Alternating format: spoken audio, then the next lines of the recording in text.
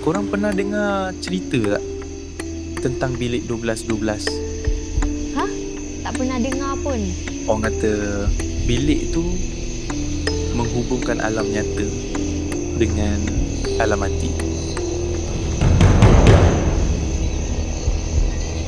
Mak, Nafiz balik besok bermalam dekat hotel ni kejap.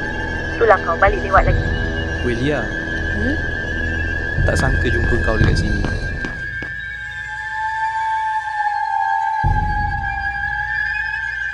Nafiz,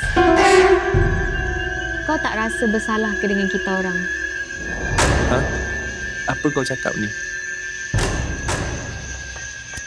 Actually, aku...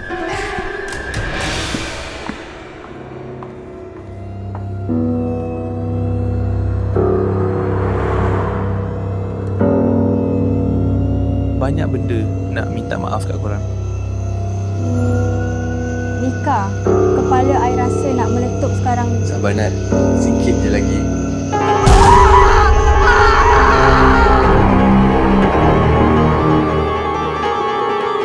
Malam ni aku nak terjun bangunan. Jangan masuk bilik itu.